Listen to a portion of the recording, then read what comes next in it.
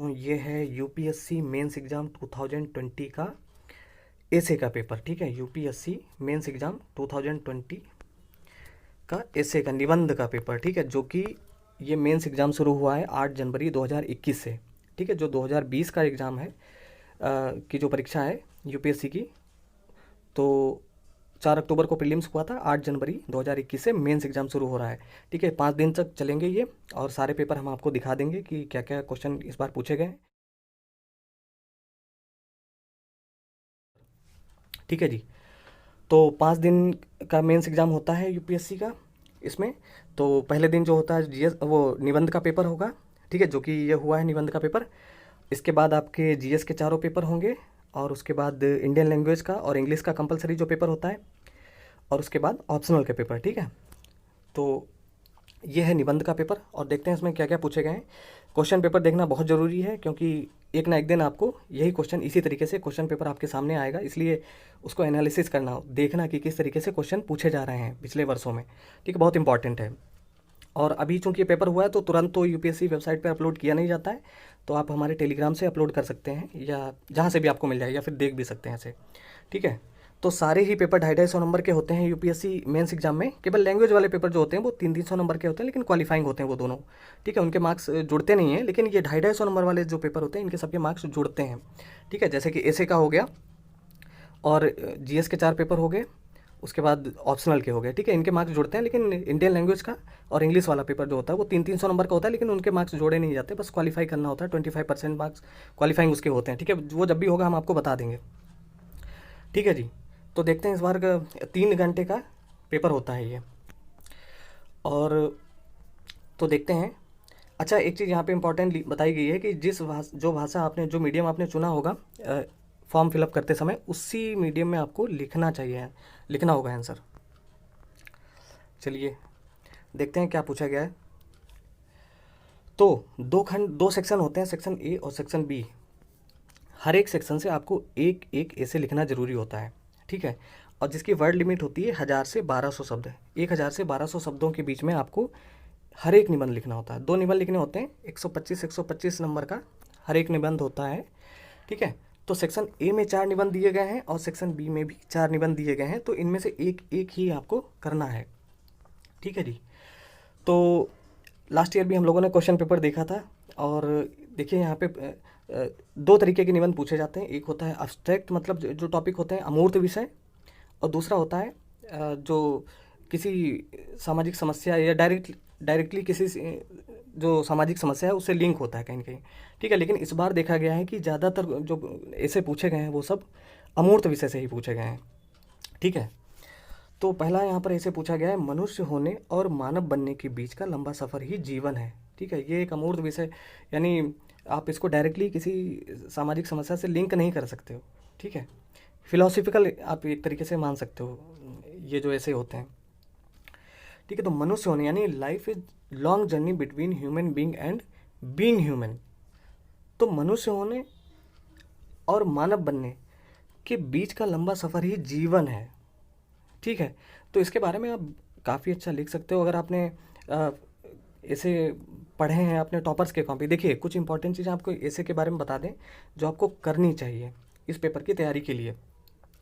Mains exam में जो 2-3 question paper ऐसे होते हैं जो आपकी रैंक डिसाइड करते हैं, और जैसे कि हो गया निबंध वाला पेपर, ऐसे वाला पेपर हो गया, इसमें मार्क्स बहुत वेरी करते हैं। कुछ लोगों को 90 नंबर भी मिल जाते हैं 250 में, और कुछ लोगों को 165 भी मिल जाते हैं। ठीक है, तो ऐसे के पेपर को इग्नोर मत करें, आप बहुत अच्छी तरीके से इसकी तैयारी करें, इसमें आप अच्छे खासे मार्क्स गेन कर सकते हो। इसके अलावा एक इथिक्स का पेपर होता है जो जीएस का 4th पेपर होता है। ठीक है, उसमें भी काफ़ी मार्क्स आप अच्छे खासे गेन कर सकते हो। ठीक है, और इसके अलावा ऑप्शनल आपका डिसाइड करता है। ठीक है, तो 1000 नंबर का तो यही हो गया, ऐसे, इथिक्स और ऑप्शनल। 1000 नंबर के आपके ये 4 पेपर हो गए, यानी ऑप्शनल के, मतलब एक ऑप्शनल जो आप लेते हैं उसके 2 पेपर होते हैं 250-250 नंबर के, और 250-250 नंबर का ऐसे और इथिक्स हो गया, तो 1000 नंबर ये हो गया, और जीएस के 1 2 3, ठीक है, वो 750 नंबर, 1750 नंबर का पूरा मेंस होता है, आप जानते हैं। ठीक है, तो ये जो पेपर होते हैं ऐसे का, एथिक्स का और ऑप्शनल का, इनको बहुत अच्छे तरीके से तैयार करिए। ठीक है, तो क्या करें, जो कि पॉइंट आपको बता रहे हैं कि कुछ इंपॉर्टेंट जिनको आपको करना चाहिए ऐसे के पेपर के लिए। सबसे पहले आप क्या करें कि पुराने कम से कम 4-5 साल के क्वेश्चन पेपर आप देख लें, ठीक है, कि कैसे क्वेश्चन पूछे जाते हैं उसमें, उनकी वर्ड लिमिट क्या होती है, कितने घंटे का पेपर होता है, ये सब चीज़ आपको पता होनी चाहिए। फिर क्या करो, आप टॉपर्स की कॉपी देख सकते हो, जो वेबसाइट पे, चाहे विजन आईएएस हो गया या फिर दृष्टि की वेबसाइट पर देख सकते हो आप, जो टॉपर्स प्रैक्टिस करते हैं मेंस एग्ज़ाम के लिए, वो कॉपीज़ आप देख लो, ठीक है। तो आपको उससे आइडिया मिल जाता है कि कैसे निबंध लिखते हैं। एक कोट्स की नोटबुक तैयार कर लो आप, कोट्स है या शॉर्ट स्टोरी के लिए जो यूज़ करते हैं हम लोग निबंध में, उनके लिए, ठीक है जी। और एक और इम्पॉर्टेंट बात बता दें कि निबंध के पेपर में कभी भी आप पॉइंट फॉर्मेट में ना लिखें, ठीक है, हमेशा पैराग्राफ में ही लिखें, निबंध हमेशा पैराग्राफ में ही लिखना चाहिए। और एक पेज में 2 से 3 पैराग्राफ आपको लिखने चाहिए हर एक पेज में, ठीक है। तो बहुत लंबे पैराग्राफ भी ना हो और बहुत छोटे छोटे पॉइंट में भी आपको नहीं लिखना है, ठीक है। एक पेज में 2 से 3 पैराग्राफ लिखने चाहिए आपको।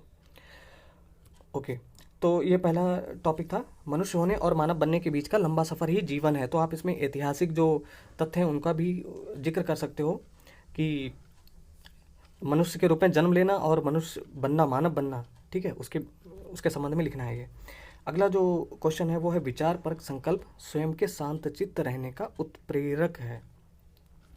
Mindful manifesto is the catalyst to a tranquil self, ठीक है।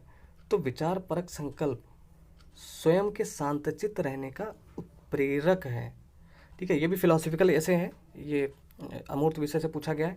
अगला है, जहाज अपने चारों तरफ के पानी की वजह से नहीं डूबा करते, जहाज पानी के अंदर समा जाने की वजह से डूबते हैं।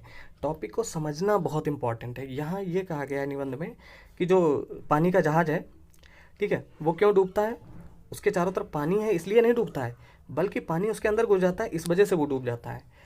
तो ये भी काफ़ी दार्शनिक या कैसे तो फिलोसफिकल ऐसे पूछा गया है कि यानी जो सामाजिक बुराई हैं वो हमारे चारों तरफ होती हैं, लेकिन वो इंसान को तब बर्बाद कर देती हैं जब वो बुराइयां उनके अंदर प्रविष्ट कर जाती हैं। जैसे कि एग्जांपल ले सकते हो आप, लोग ड्रग्स, ठीक है, यूज़ करते रहते हैं, किसी के जीवन को अफेक्ट करते हैं, तो हमारे चारों तरफ बहुत सारी बुराइयां होती हैं, हमारे ऊपर उनका प्रभाव नहीं पड़ता है, ठीक है, जब वो हमारे अंदर जाती हैं तब, ठीक है, तो तब उनका प्रभाव पड़ता है। तो टॉपिक को समझना बहुत इम्पॉर्टेंट है। और जो पीछे रफ पेजेस दिए गए होते हैं कॉपी में, उसमें आप इसको स्ट्रक्चर इस पूरा तैयार कर लिया करें, उसके बाद ही निबंध लिखें कि भाई हमें इसमें लिखना क्या है। और एक काम और आप कर सकते हैं कि जो इंट्रोडक्शन है, पहला पेज क्या करें आप छोड़ दें, शुरू का जो पहला पेज होता है उसमें इंट्रोडक्शन लिखना होता है, मतलब लिखना चाहिए। तो जो पहला पेज है उसको आप छोड़ दें, दूसरे पेज से आप लिखना शुरू करें। और जब आपका निबंध कंप्लीट कर लें, कंक्लूजन लिख लें, उसके बाद में आप जो है इस पर इंट्रोडक्शन लिखें, क्योंकि एग्जामिनर जो है वो सबसे पहले आपकी कॉपी जो देखेगा, सबसे पहला पेज ही उसके सामने होगा, तो उसको ध्यान से पढ़ेगा, ठीक है। तो इंट्रोडक्शन तो पहले पेज पर ही लिखना है, लेकिन आप पहला पेज छोड़ दें शुरुआत में। यह इसलिए मैं ऐसा कह रहा हूँ, ताकि होता क्या है कि हमारे विचार बीच बीच में आते रहते हैं, जब हम जैसे जैसे निबंध आगे आगे लिखते चले जाते हैं, ठीक है, तो एकदम माइंडसेट आपका तैयार हो जाता है कि आप इंट्रोडक्शन में बहुत इंपॉर्टेंट, बहुत अच्छे तरीके से लिखना चाहिए, ठीक है। तो इंट्रोडक्शन आप लास्ट में लिखा करें, मतलब जो पहला पेज छोड़ दें उसको बाद में लिखें, ठीक है। समझ गए होंगे आप मैं क्या कहना चाह रहा हूँ। ओके, अगला टॉपिक है यहाँ पर, सरलता चरम परिष्करण है, यानी simplicity is the ultimate sophistication, ठीक है। तो सेक्शन ए से यहाँ पे चूंकि 4 टॉपिक दिए गए हैं, इनमें से कोई एक ही आपको करना है। जैसे कि ये वाला बहुत इजी है, आप कर सकते थे, ठीक है, ये वाला भी कर सकते थे, ठीक, ओके, कोई भी कर सकते हो, मतलब इनमें से कोई एक करना है आप सेक्शन ए से, और सेक्शन बी से भी कोई एक निबंध आपको करना है। तो सेक्शन बी में क्या पूछा गया है, ये जो है, जो हम हैं वह संस्कार, जो हमारे पास है वह सभ्यता है, ठीक है। तो जैसा कि मैंने कहा कि टॉपिक को समझना बहुत ज़रूरी है। आप पहले 2-3 मिनट तक इसको देखें, समझें। निबंध में काफ़ी टाइम मिलता है आपको लिखने के लिए, कोई समय की कोई कमी नहीं होती है, ठीक है। हालांकि पहले से आपको प्रैक्टिस करनी चाहिए निबंध के बारे में, ठीक है। तो जो हम हैं वो संस्कार, जो हमारे पास है वह सभ्यता है, यानी culture is what we are, cultivation is what we have. तो कहीं ना कहीं जो सभ्यता है वो संस्कारों पर ही टिकी होती है, संस्कारों पर ही आधारित होती है, ठीक है। तो इसी के संबंध में आपको लिखना है, पूरा 1000 से 1200 शब्दों के बीच में आपको निबंध लिखना है, ठीक है, लिख सकते हो आप। अगला है, बिना आर्थिक समृद्धि के बिना आर्थिक समृद्धि के सामाजिक न्याय नहीं हो सकता, किंतु बिना सामाजिक न्याय के आर्थिक समृद्धि निरर्थक है। There can be no social justice without economic prosperity, but economic prosperity without social justice is meaningless. ठीक है, तो जैसा कि मैंने कहा कि आपको पहले समझिए तोड़ के क्या क्या पूछा गया। तो बिना आर्थिक समृद्धि के जब तक इकोनॉमिक जो प्रॉस्पेरिटी नहीं होगी, बिना आर्थिक समृद्धि के सामाजिक न्याय नहीं हो सकता। अब कुछ लोग बहुत अमीर हैं, कुछ लोग बहुत गरीब हैं, तो ये सोशल जस्टिस नहीं हो सकता।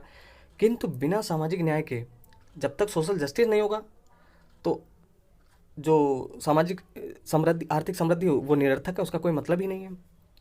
ठीक है, तो इसी से संबंधित ये निबंध एक पूछा गया है। और इसके बाद अगला है, पितृसत्ता की व्यवस्था नज़र में बहुत कम आने के बावजूद सामाजिक विषमता की सबसे प्रभावी संरचना है। यानी जो patriarchy is the least noticed yet the most significant structure of the social inequality.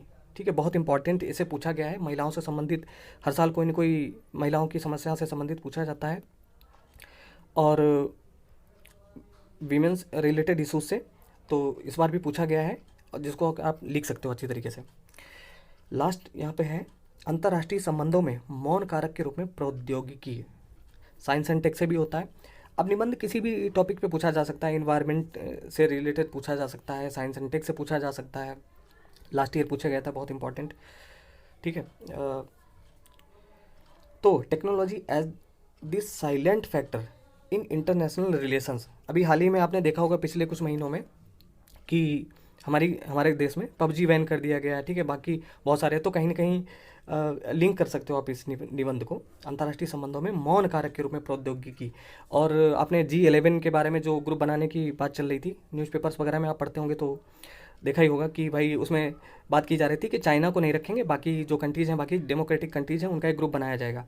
ठीक है, ताकि 5G टेक्नोलॉजी और जो जितनी जो नई प्रौद्योगिकी है उसमें, उसकी वजह से।